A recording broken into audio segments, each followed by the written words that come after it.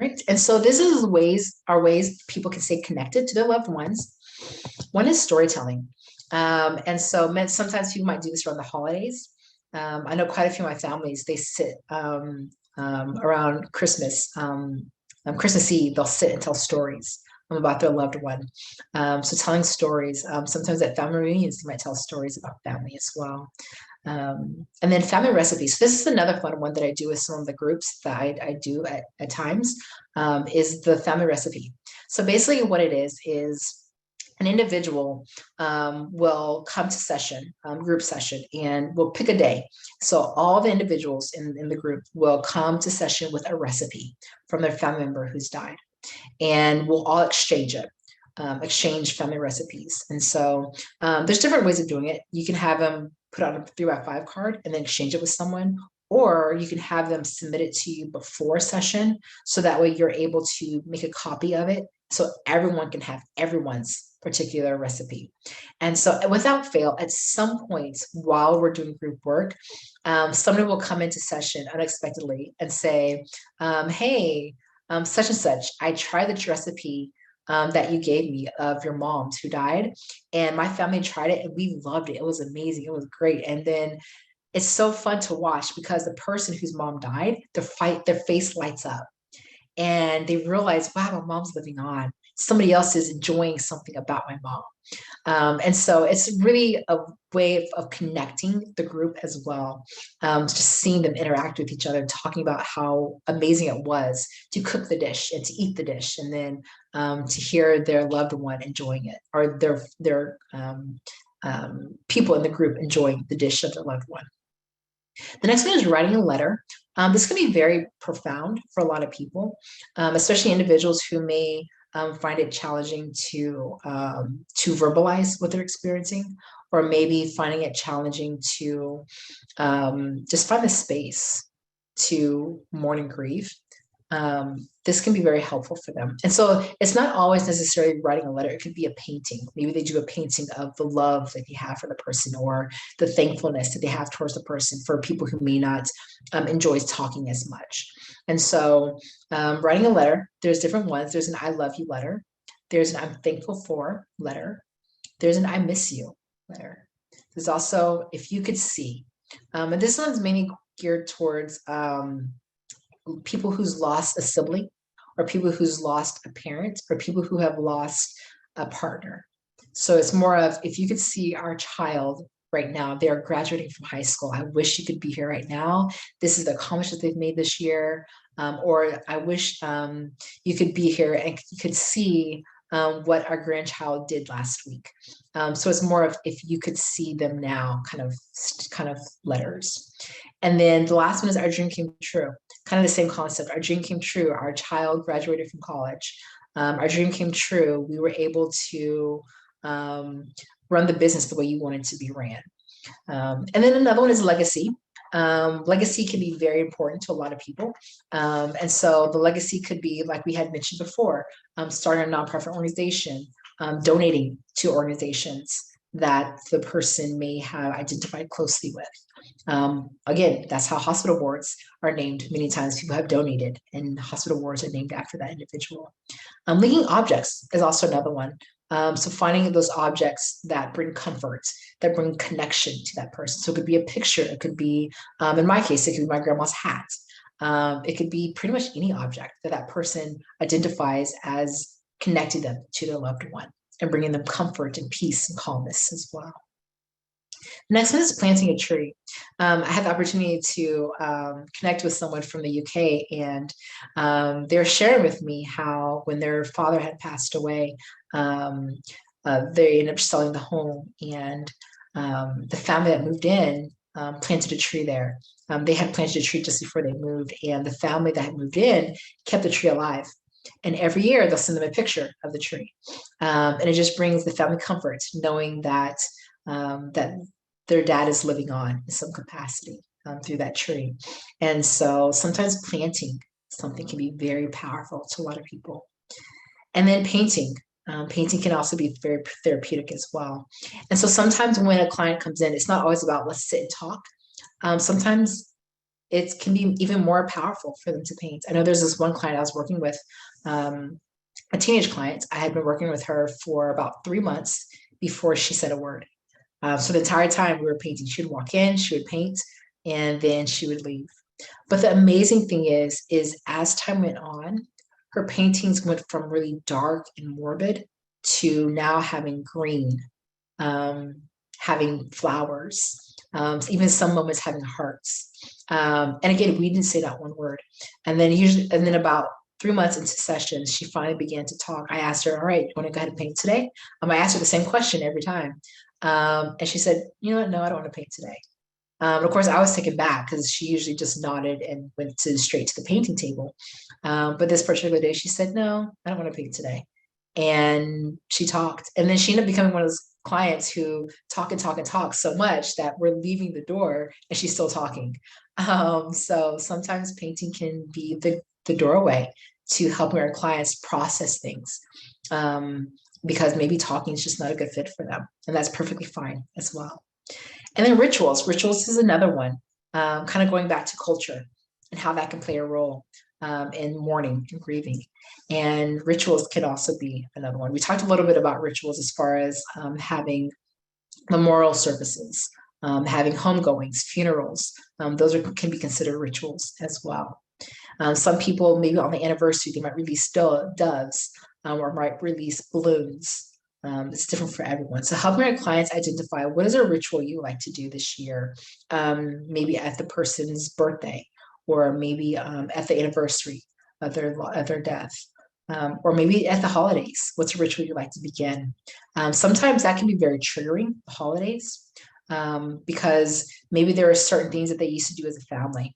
And so now that that loved one's no longer there, maybe it's about helping them create a new ritual with the person not being there. Maybe it's a ritual that gives acknowledgement to the loved one who's gone. And then photography. This can be very helpful in a lot of different ways. Going back to group work. So I've done this a couple of times with several of my groups for depression as well. There's a depression group I used to run. But I would bring in a lot of pictures of just random things. And I would have it laminated because I would do this quite often with different groups. But if you do decide to do it, I definitely encourage laminating them. It lasts longer. And so you bring in a picture. It could be of pretty much anything, just random things, but a big variety is very important. And so you bring in the pictures, you put them on a table, spread them out, and then you let the group go to the table and pick out a picture. Or if you're doing individual therapy, have the clients go to the table and pick out a picture that they identify with when it comes to their grief. And so it can be helpful because it goes back to the metaphors and analogies that they're embracing at this moment, and having just sit with it and just think about their photo, the photo that they've chose. And if they feel comfortable sharing with the group why they chose this particular photo. And so one thing that really sticks out to me is there's this one photo of dominoes, and the dominoes were all lined up next to each other. And one domino was in the process of being tilted and about to knock over the next one. And one person brought this up, and it really resonated with them. And it resonated with me at the time as well, because they were sharing how when this person died, it impacted every single aspect of their life. And that's what they saw the domino chips as different aspects of their life. And so when this person died, it really touched every single one. And so again, it's about sitting with our clients in those moments and helping them to vocalize and be able to identify metaphors and analogies and photographs that help them identify their grief and what they're experiencing as well. So that's again another good one for those who might do group work as well. All right, so next we're going to talk about our continued connections. So memory boxes can be very helpful. There's a family that I used to work with. The mom had died, and the dad, I had been working with him for a while to help grieve. And he had gotten to this place of being in integrated grief. So throughout the year, he was doing well. He was managing his emotions. And then usually around the holidays, he would have an intense experience of emotions. Usually a week or two before the holiday, or a week or two before her birthday, a week or two before her anniversary, and then a week or two afterwards as well. And so we began to talk about what are some different rituals, what are some things that we can do to help. And of course, the girls throughout the years, they would ask questions. Tell us about mom. I want to know about mom. And dad was able to share, this is mom, this is who she was, this is what she used to do with you guys when you were little. And then he would go away and do some coping skills to help process having to relive those moments with his daughters. So he was in a very healthy space. And so when we were talking about the holidays coming up and what are we going to do this year, and I talked to him about doing a memory box. And he said, you know what, that might be a good idea, memory box. And so we talked about it, and he talked about it with his daughters, and they were on board. And so what they did is they went around the house and they tried to find different things about their mom that they wanted to put in the memory box. And it was just a shoe box. They decorated it.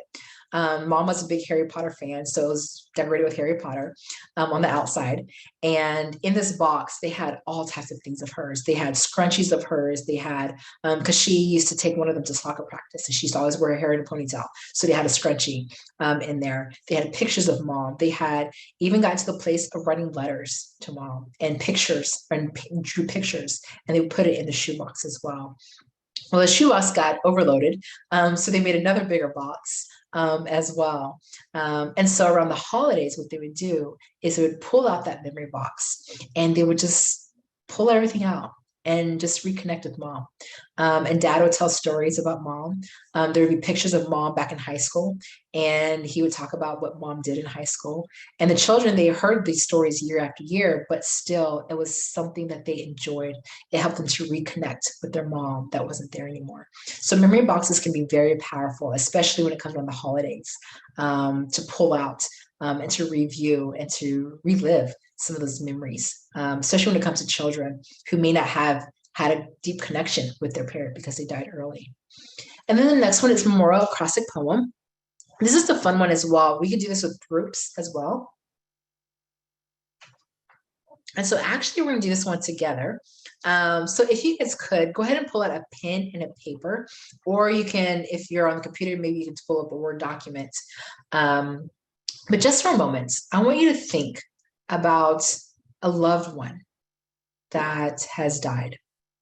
Maybe it's a parent, maybe it's a sibling, maybe it's a friend, maybe it's your pet. But just for a moment, I want you to think about them. Now, what I want you to do is write down their name. And so you're going to actually write down their name going downward. So, for example, Joe, it'd be J-O-E. And so for each letter, I want you to write down a word that describes your loved one. And so I'm going to give you guys a few moments to do that.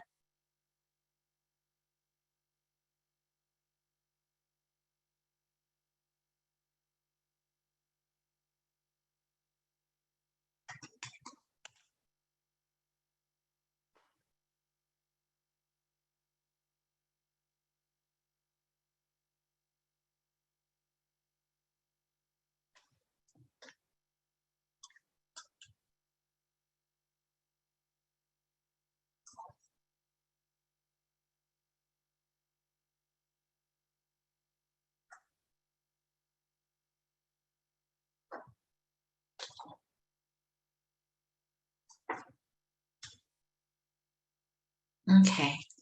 And so if you guys are comfortable, you can share it in the chat if you're comfortable with what you shared. But just for a moment, I want to think about what are some emotions that popped up for you? Maybe there are moments of sadness, or maybe you felt more connected to the person, so moments of maybe joy.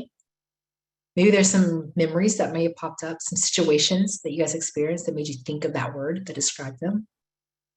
And so actually I did this particular one related to my grandfather, my paternal dad who had died when I was in college. He was one of my best friends growing up. He was one of those granddads I could do no wrong. And he spoiled me a lot. And so, yeah, we just had a really amazing relationship with each other. And so his name was Sammy Joe. And so for us, he was stable and strong. He was very strong for the family. He was a very stable person. I can't remember him ever having an outburst, an anger outburst, or He was just filled with so much love and joy and welcoming. He was one of those people who, if somebody was having a hard time, they would talk to him about it, and he'd give them words of encouragement. An amazing man. He was a mentor. He mentored a lot of people. A lot of people looked up to him.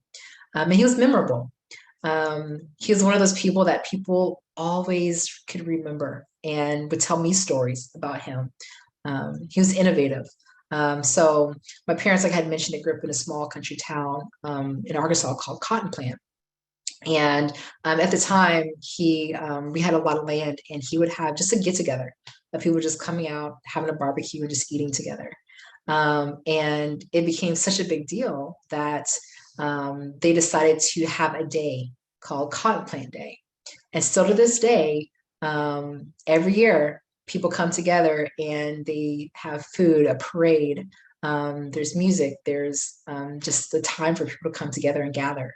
And my granddad, he's the one who started that. He's the one who founded that. So he was innovative. And he also founded a business as well. And so he was encouraging to others. He was a joy to be around. He's objective as well. And he was embracing. So he grew up back in the day where whenever you needed some sugar, you can go over to your neighbor's house, knock on the door, and they give you some sugar. Nowadays, someone knocks on the door, we kind of peek through, wondering what do they want. And sometimes we would not answer the door. But back in the day, he would open the door to anyone and everyone. This is also back in the day when someone was traveling and they came through. Not only did they let them come in, they said, "Hey, are you hungry?" And my grandma would literally fix a full course meal for this person that just stopped by. So that was the day, back in the day time, where he was raised in. And so he was a very embracing person. And so just kind of thinking about you guys and the things that you guys shared, I'm just going to share one of the things that somebody had mentioned. It looks like someone's dog had died. Her name was Lola. And so someone had said lazy, they're obedient, loving, and adorable. Thank you for sharing that. And so sometimes it can, again, bring up some emotions for some people. Some people can feel more connected, like remembering, wow, that person really was amazing. In this case, the dog really was adorable and loving. Maybe there could be a funny story about the dog being lazy that can bring joy to us. And for some people, it can bring moments of sadness, missing that person as well. So it's about sitting with our clients. If we have them do the memorial acrostic poem, it's about sitting with them and remembering that person, staying connected to that person. However they identify that person to be. And then the next thing we're going to talk about is the Life Imprint.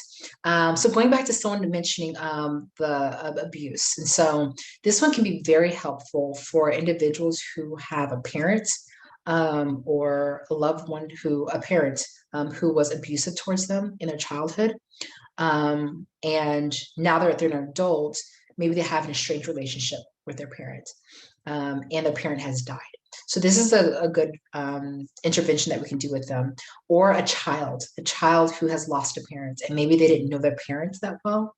This is also another great intervention to do with them.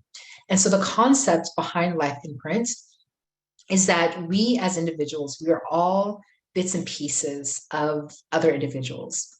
We are all bits and pieces of interactions we've had with others.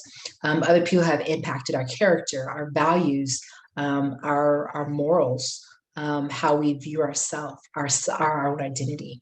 And so what this does, it helps them to explore those imprints that somebody has had on us, whether they were positive imprints or maybe negative imprints. Maybe there's some self-destructive behavior, self-criticism.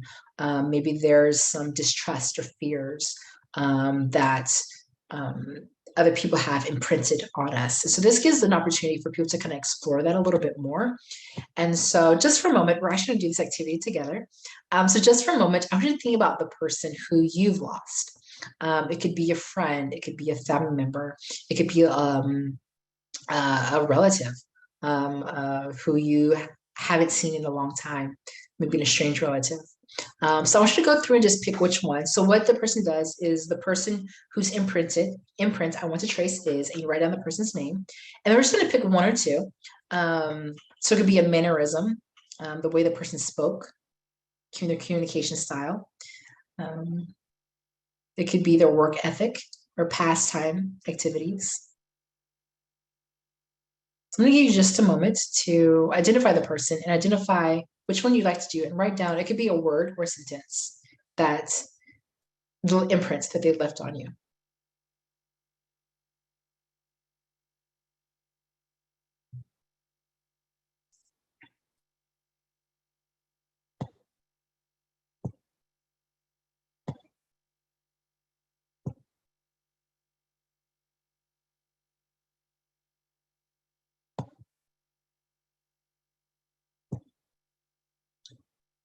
Okay, and so hope you guys are able to think of someone and able to write down and identify which one you wanted to do and write it down. And so if you are comfortable, you can share it in the chat.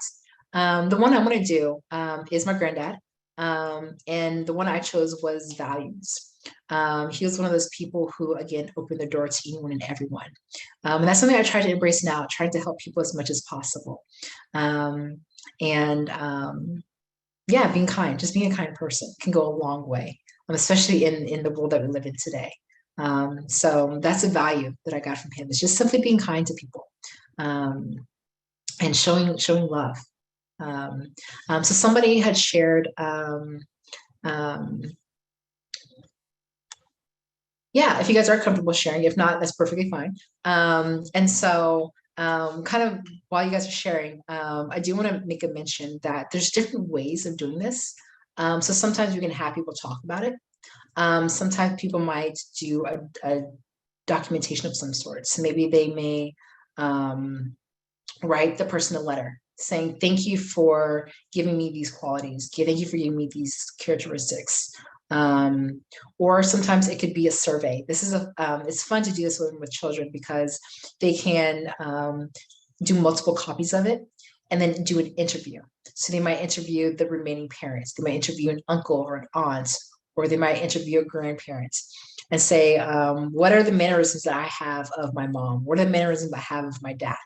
And so it helps the child to reconnect to their parents and to recognize that, hey, my parent, even though they aren't here anymore, they're still living on through me. Even communication styles. What are some of the communication styles that you see in me that my parent used to have?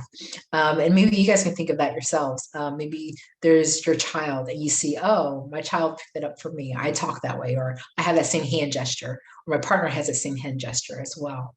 And so the other thing that I had mentioned before are individuals who are estranged from their family members who's died, or maybe their parent was abusive. The key to this one is the last one. It says the imprints I would most like to relinquish or change are. And so this can be very powerful because sometimes individuals feel that, my parents were verbally abusive. I try not to be verbally abusive. I try not to be angry, but it just comes out. I can't help it. This gives them empowerment to realize, you know what? I think I'm ready to relinquish this. I think I'm ready to get to the point of saying, I see I got this trait from them. I don't like this abusive trait. I don't like this unhealthy trait from them. I'm ready to relinquish this. So that last one can be very, very powerful for a lot of people who's experienced abuse from parents in their childhood. And then the other thing was the imprints I would most like to affirm and develop are, because sometimes what happens is when a child experiences an abusive parent, sometimes that's what they hone in on and focus on, which is definitely understandable. But sometimes there are some positive traits about the parents. Maybe the parents did the best they could with whatever resources they had. And so sometimes helping our clients move from the space of my parent was all bad to, maybe there were maybe a couple of good traits about my parents. So they have a more holistic, a more reality perspective of how their parent actually were. And sometimes some parents, they really were missing a lot of their life. And so they really only had negative experiences. That could be their truth as well. But sometimes that's not always their truth. So it's about helping our client to find out what is their truth when it comes to their relationship with their parents. And so I see here that some of you guys did share in the chat. Thank you guys so much. Somebody shared grandmother was warm and loving. Nice. My grandfather had said, I am too old not to be happy, so I choose to be happy. Thank you for sharing that. Yeah. Those both are very beautiful. And I know there's many more of you guys that shared as well. But thank you guys so much for sharing. But that's very beautiful. And so again, doing this activity can be very powerful and impacting to a lot of our clients as well. And so there's one more variation to this as well. The empty chair method. So basically what we do is we have our clients sit in one seat and we have an empty chair sitting across from them. We have them speak these things. You gave me this mannerism, this gesture, or in the case of an abusive parent, sometimes it can be healthier doing it in a therapeutic session. So because we as therapists can help our client regulate their emotions, and it could be a safer environment for our client to explore as well. So having them do the empty chair method, and they share these are the imprints that you've left on my life, and I want to relinquish these, and even have them explore those feelings of what does it feel like to recognize that this is something your parent has imprinted on your life. How does it feel to relinquish this particular experience as well? Right. So now we're talking about support systems, social support. As I had mentioned earlier, there's been many studies done related to women who've experienced breast cancer and the recovery process, and how their support system played a huge role in how quickly they went through their recovery. And so this book here, It's Okay That You're Not Okay. It's a book by Megan Devine. If you ever get an opportunity to hear her speak, I definitely encourage you to do that. She's an amazing, astounding individual, very raw, very authentic. And yeah, very astounding individual. And so she was actually a mental health therapist. And unfortunately, her husband died. And that's what caused her to go on this journey of healing and sharing with others the importance of creating a healthy social support system. And so we're going to read just a couple of excerpts from her book that she wrote. And so she talks about rearranging our address book. And while I'm going through this, I want you to think about your clients. So maybe some clients who may have some toxic people or some unhealthy people in their life who make it more challenging for them to grieve in a healthy way. As she says here, she says, it's kind of a dorky statement, but it is true that grief rearranges your address book. It's amazing how many people drop out of your life in the wake of a catastrophic loss. People who have been with you through thick and thin suddenly disappear or turn dismissive, shaming, strange. Random strangers become your biggest, deepest source of comfort, if even for a few moments. It's one of the hardest aspects of grief, seeing who cannot be with you inside of this. Some people fade out and disappear. Others are clueless or cruel, intentional or not. You choose to fade out on them.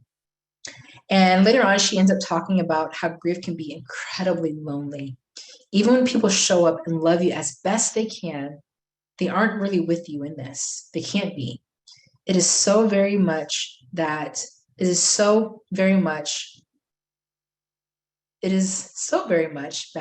that in large part, you are in this alone. And also, you cannot do this alone. And then she goes on to say, you may find that people come in and out of your life during this time.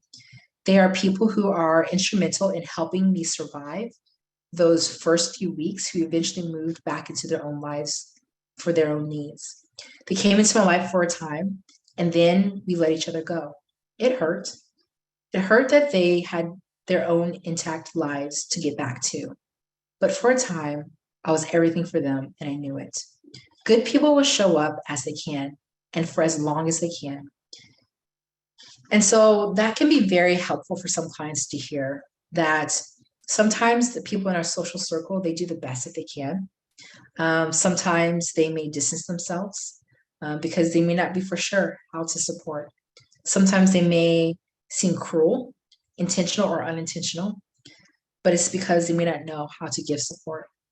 And other times we may ask our clients, maybe it's time for us to fade out of their life. Maybe it's time for us to move away from them because of how they're interacting with us. And even going back to the concept that she said, it can be very lonely time, even though this is the time where you need people in your life. And she even talks about how important it is to recognize that good people will show up when they can, for how long they can. And so sometimes helping our client to accept that maybe this is our family's capacity. Maybe they can only interact with us for 30 minutes. Maybe that's their max capacity, and that's the best that they can do. And so sometimes it's about, again, helping our clients realize that our support system is doing the best that they can.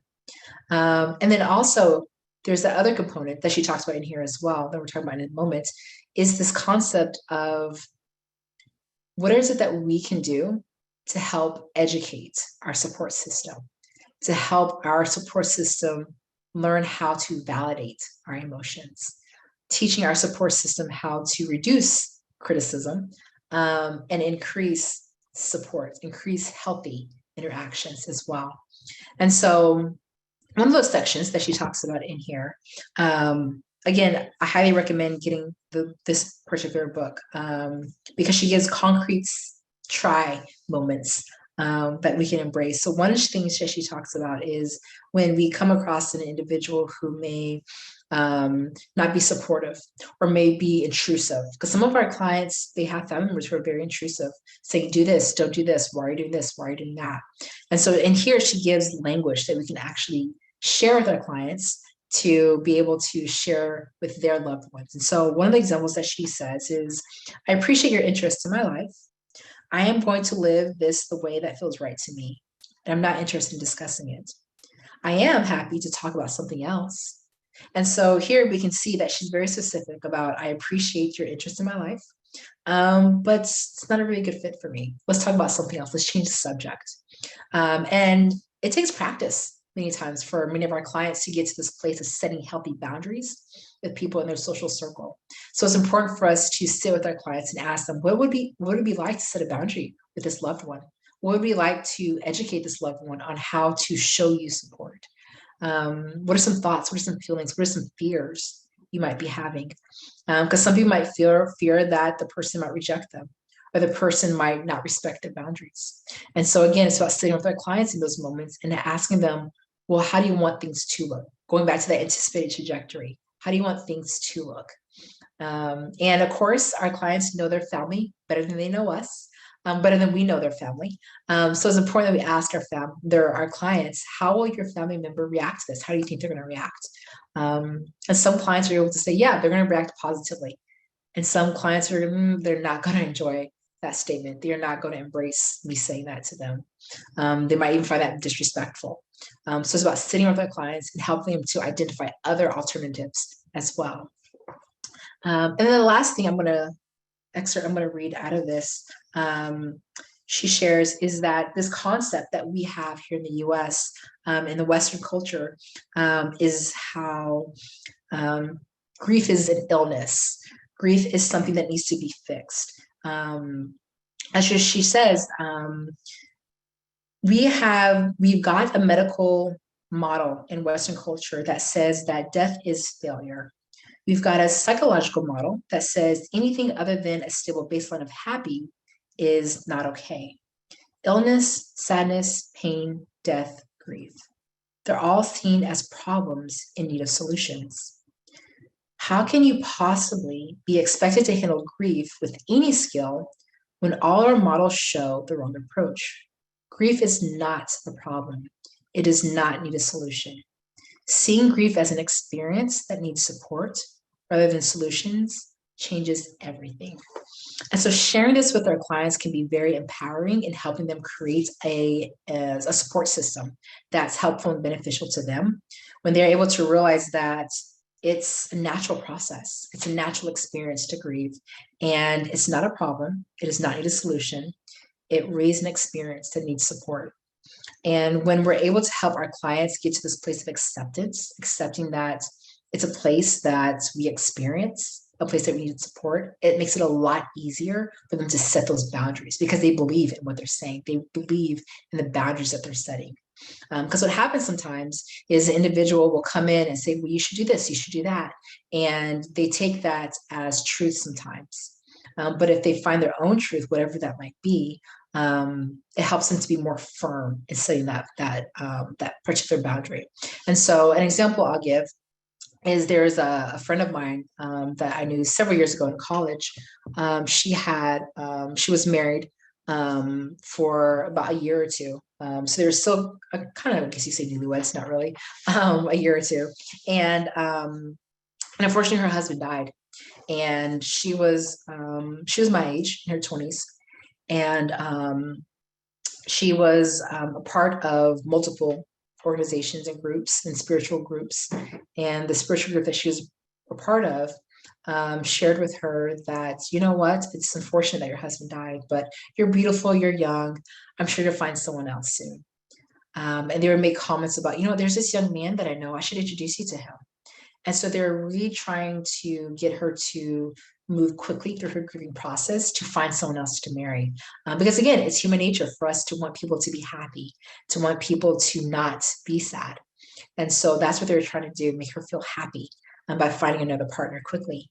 And of course, that really caused her to sink deeper into her sadness and her grief because she felt that nobody understood. So again, she was experiencing disenfranchised grief. And it resulted in her leaving that spiritual orientation, that spiritual designated or place of worship. And so that's just an example of how sometimes people in our support system, in our client support system, they try their best to make the person feel better. They try to make them feel happy and to help them feel good, but sometimes it can actually cause more harm than good. And so it's important that we sit with our clients and give them space to explore those statements. Are they really helpful?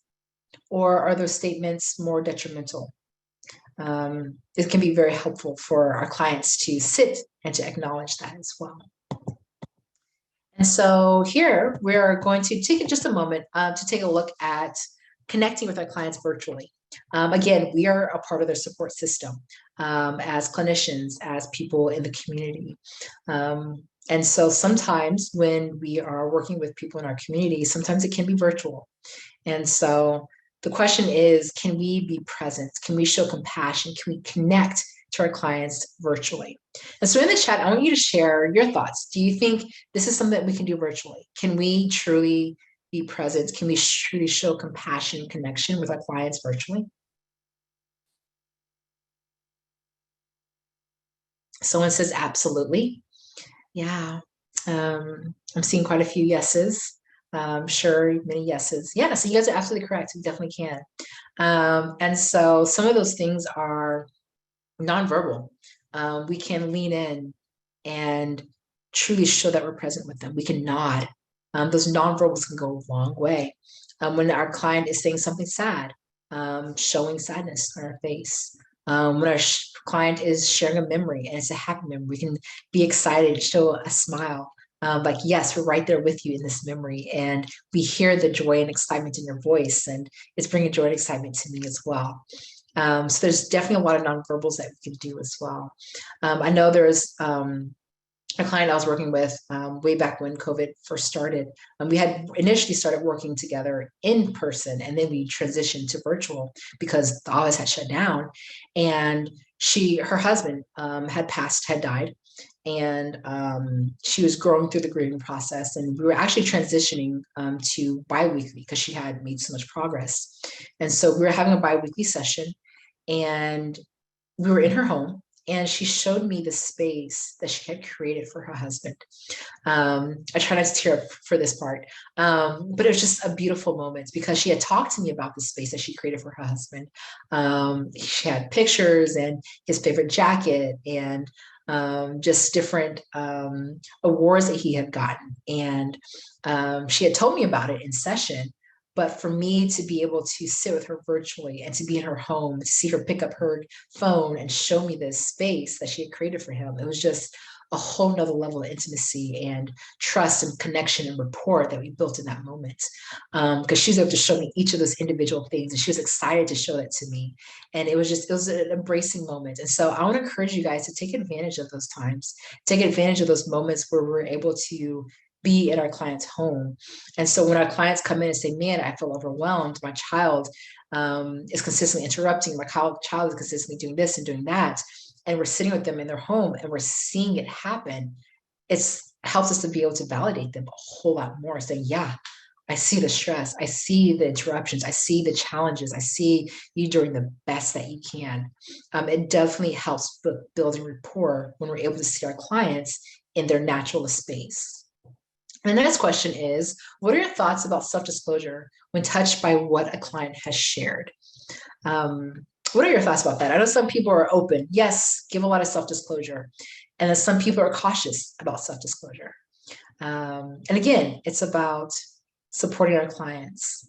It's about being there with our clients. And so some people says it varies.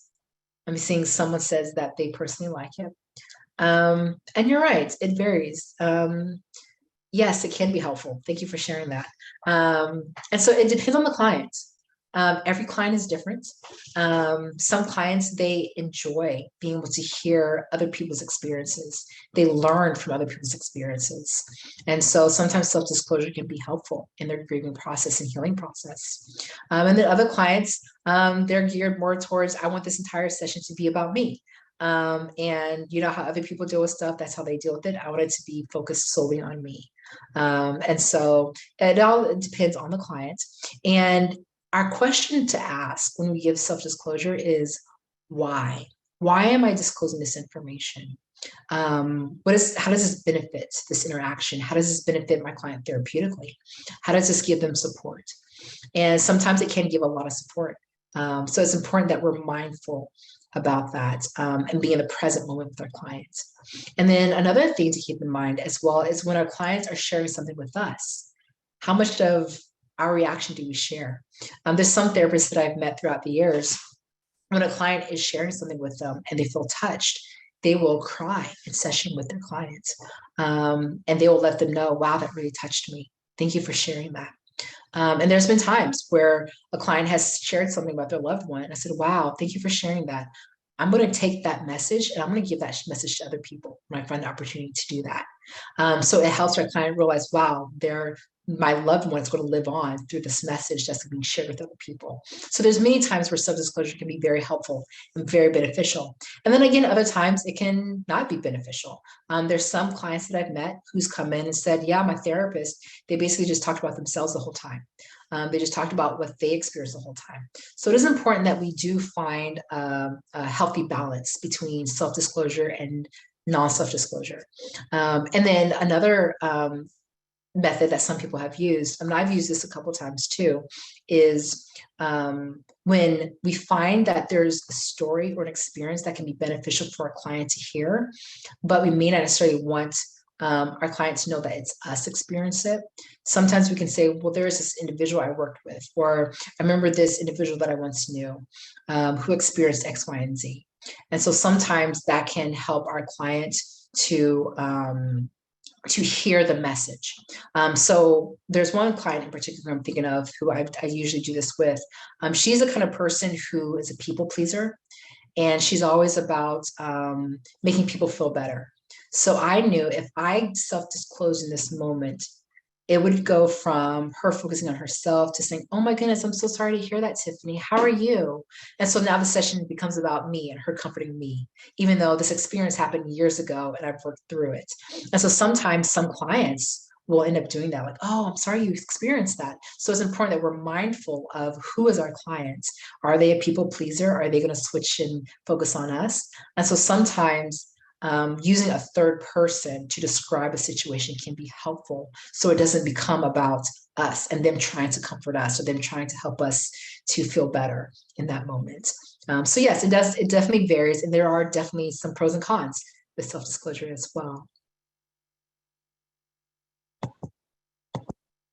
Okay, and so these are a few statements that kind of derives from Freud's essay that he put out in 1917. And this first one, we can hear definitely the grief work mentality here. You need to try to move on. That's the exact same language that he used in his essay back in 1917. This next one is about businesses. It says, well, we offer 3-day bereavement leave. I take it that will be plenty of time to resolve your grief. And think about that, how businesses, they only give a 3-day bereavement. Thankfully, in recent years, a lot of companies and organizations are being more mindful of the grieving process. And some are now saying, based on the relationship that you had with the person who's died, we'll give you longer. So instead of being 3 days, maybe it's a week, maybe it's 2 weeks, depending on, again, the relationship that you had with that person. So thankfully, organizations are being more aware, more mindful of the grieving process. But for many years, those only 3 days bereavement. And all right, back to work. And you should be able to be back to up to par the way you were before you experienced that loss. And that's just not reality. It's not. The next one is, I'm such a great person for feeling sorry for your loss. And unfortunately, a lot of our clients have people like this in their home, in their family, in their social support system, who give support, but not to give support to our clients, but to show others, this is what I did with this person. This is what I did for this person. I bought them these flowers, or I took them to this place to show how much I cared about them. So sometimes it's about building the other people up and not necessarily supporting our client. And it's important for us to help our clients to sit with that. What was it like for you for that person to pretend that it was about you, but later on brag to other people about how they gave you support? What was it like for you to go through that experience? And sitting with them and letting them process that experience as well. Here is a statement by Maya Angelou. And here she says, when you know better, you do better. And that's basically what we're talking about right now. Helping our clients to learn themselves, learn their coping skills, learn their triggers, learn what is it that I need and desire for my support system. When I am triggered, this is what I need my mom to do. When I am triggered, this is what I need my sister to do. When I am triggered, this is what I need my friends to do. This is what I'm seeking from my friends. And when we're able to help our clients hone in and identify concrete tools, concrete things that they need from people in their support system, it makes it so much easier for them to vocalize that to their support system and say, hey, I am feeling overwhelmed right now. Can you please pick up such and such from school today? Or, hey, I'm feeling overwhelmed. Can you come over for about an hour and just sit with me and just sit with me? We don't even have to talk. You can work on your work, and I just need a physical presence right now. And so again, it's about helping our clients identify what is it that they need in this moment, and then vocalizing that to their support system. Because a belief, again, is that when our support system knows better, they will do better. Again, if they have the capacity as well. And so kind of thinking about anticipatory grief that we had talked about before, when an individual is in this in-between place. So their loved one is alive, but are on their deathbed. So they're trying to embrace every moment that they can with their loved one, at the same time, recognizing that their loved one is on their deathbed. And so having our clients who might be experiencing anticipatory grief to be able to recognize, this is what I need. When people come to the hospital, this is what I need. I don't need a hug. I don't need them to buy me food. I need them to just sit with me, or I need them to talk about something that's happening in their life, helping them to identify concrete things that they need as well. And so another component here is during those really stressful moments where maybe they're experiencing acute grief, helping our clients to recognize that people in our support system, they're not going to automatically know what to do. Some have a lot of good insights and they're able to be there, but some people in our support system, they really are not going to know what to do.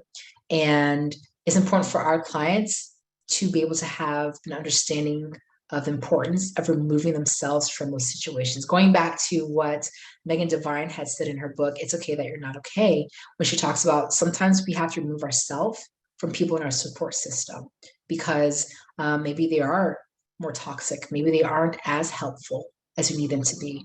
And so it's about giving our clients psychoeducation and permission to say, you know what, maybe it's time for us to remove ourselves from this person's life. Maybe revisit them at another day and time, but at this present moment, it sounds like it's not really beneficial in your healing process. And just sitting with our clients and helping them to recognize that as well. So the last few statements, and if you guys do have any questions, please go ahead and put them in the chat. We will do a Q&A the last few minutes of today's training. But the last few statements, this one is by Earl Grillman. It says, each person's grief journey is unique as a fingerprint or a snowflake.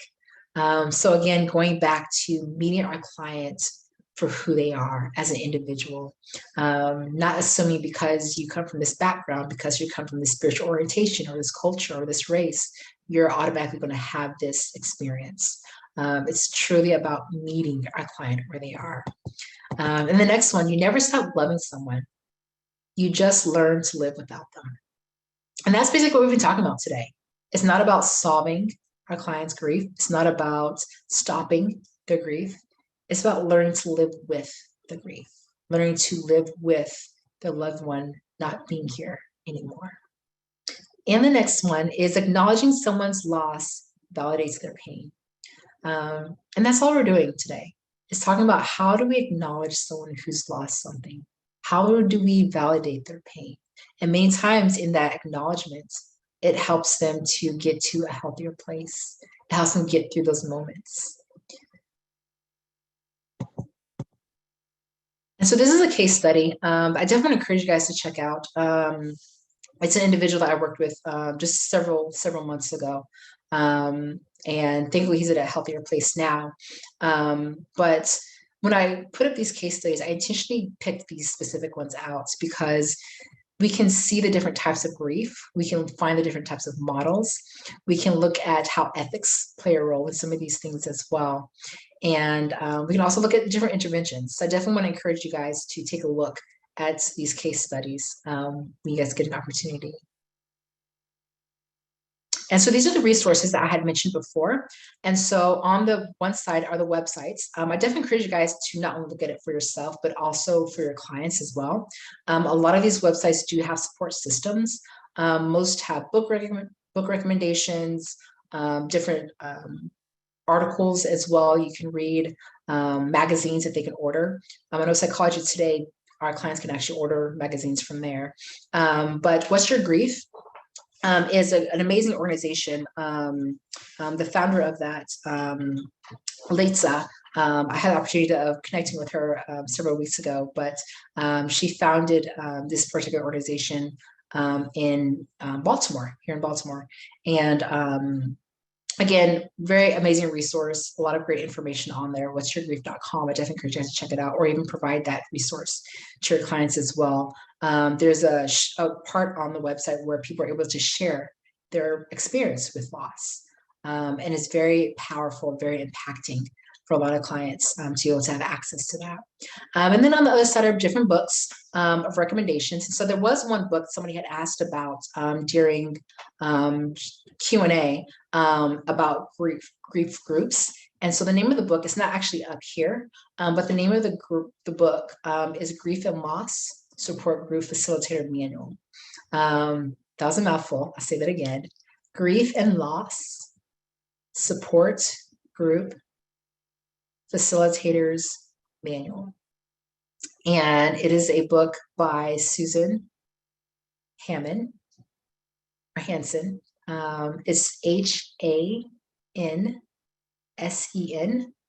Again, Susan Hansen. Again, Grief and Loss Support Group Facilitator Manual. And so what she does, she breaks down each session, each group session that you're having and different activities that you can do in each of those sessions. I would definitely encourage, whenever we're reading different information about how to facilitate group sessions, I definitely encourage to always take into consideration your group, because every group is different. There is no one size fits all groups. Every group moves differently. Every group interacts differently. Every group processes differently. So I definitely want to encourage being mindful of who your group members are and making sure that we are actually bringing interventions that we talked about today, or even in the book that I just recommended, that we're actually bringing activities that are going to be beneficial to our group members. All right, and here are some more resources as well. A couple of videos for those who might work with children, a few videos to help children understand grief. And these are a few books for teenagers and children as well to help understand grief. One of them I think is very helpful is The Sad Dragon. It's actually a series, but one of them is The Sad Dragon. And then The Day My Dad Turned Invisible is also another great one. I already mentioned The How of Happiness. Deals with the small stuff. That's a book that has also a series. It was very popular in the 90s, I believe it was. Yeah, in the mid 90s, I believe it was. But there's just a series of it. And that can be helpful, especially for a lot of our clients who maybe experience anxiety and having a lot of intrusive thoughts. Sometimes reading about some of these resources and different ways of looking at things can be very helpful. And then up here, I put my website on there. I have more books on there as well for those who may be interested in different books for clients or for yourself as well.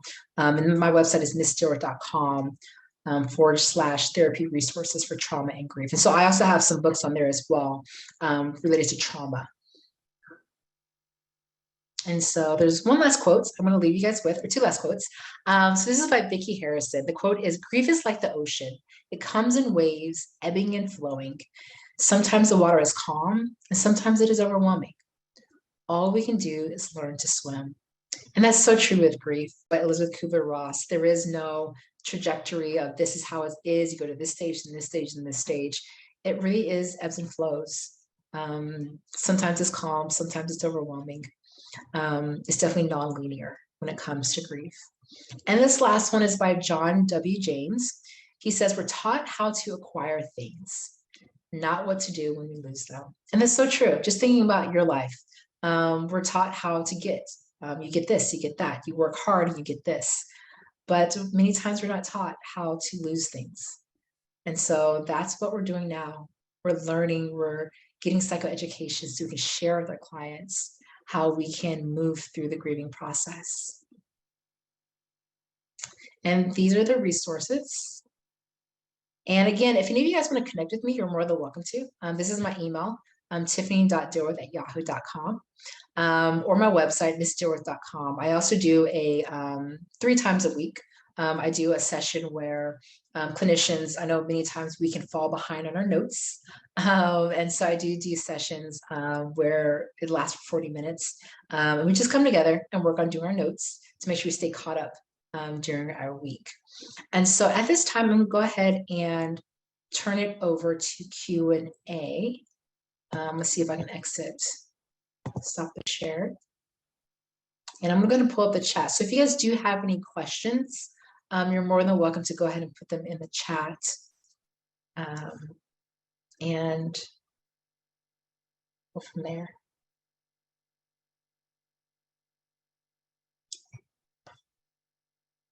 All right. I'm glad to hear that you guys are finding a lot of great information. It was very beneficial to you guys. It's great to hear. Wonderful. Yeah. Wonderful. I'm glad. Again, thank you guys so much for letting me know that. It's great information. And so I'm just going to stand just a couple more minutes to see if you are have any questions. Great question regarding CEUs. So I think they are still currently in the process of trying to figure out the CEUs is something that will be provided. Yeah, great question. Can I just ask a question? Yes, yeah, go ahead.